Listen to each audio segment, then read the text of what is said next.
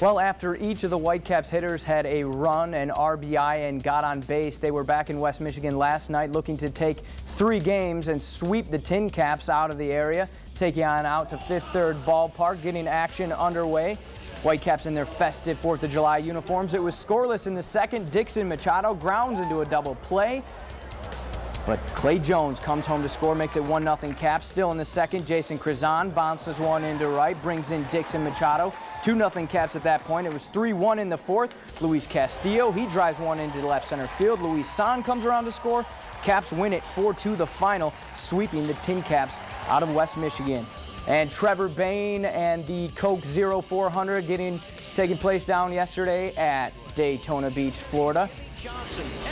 Lap 5, Brad Keselowski gets into the back of the 21-year-old Daytona champion. He would crash up into the wall. He'd actually have to leave the race. Lap 23, points leader Carl Edwards gets turned around by his own draft partner, Greg Biffle. He would hit the wall. The second caution would have to come out. Carl Edwards then having to go back into the pit to replace that tire. He would leave the pit and get into another accident. He had clutch issues, apparently, having to leave the race at that point. And then, with 3 laps to go, Mark Martin caught up in a whole mess of cars, bringing out a late caution. So they would try the restart again, and on the restart, it was enough for David Reagan, his first career Sprint Cup win. Matt Kenseth would finish second. Joey Logano third in Daytona. While the U.S. women taking on Colombia yesterday, a young Colombian team, and they were exposing their youth early on in the match. In the 12th minute, look at the shot by Heather O'Reilly, finds the corner of the net, an absolute laser, saluting the military men of America. And then in the 50th minute, Megan Rapinoe, she makes it 2-0 United States. She would pose as well, singing a little song to the crowd there on the mic. Megan, give up the act, stick with your day job. Carly Lloyd then in the 57th minute, her first World Cup goal would make it 3-0 United States. They advance to the quarterfinals.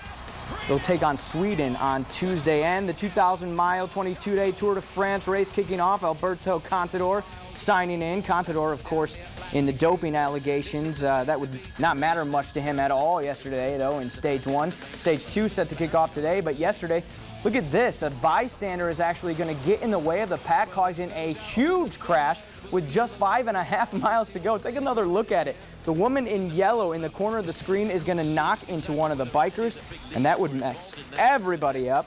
It actually sent Contador back 1:30. He would finish 1:20 back from this guy, Vilber from Serbia.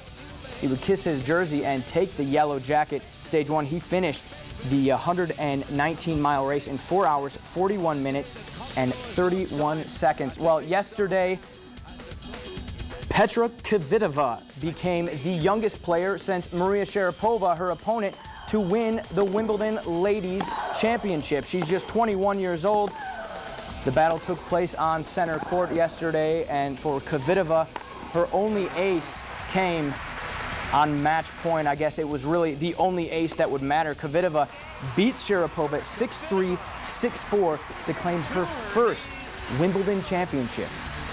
Of course that I was nervous. I thought that I can win the Wimbledon, and yeah, but I had to focus on each point and what is important.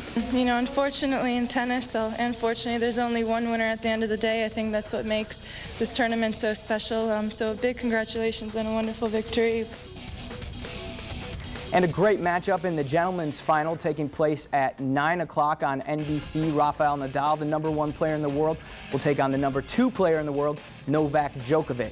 Set to be a great Wimbledon final. Mark, back to you.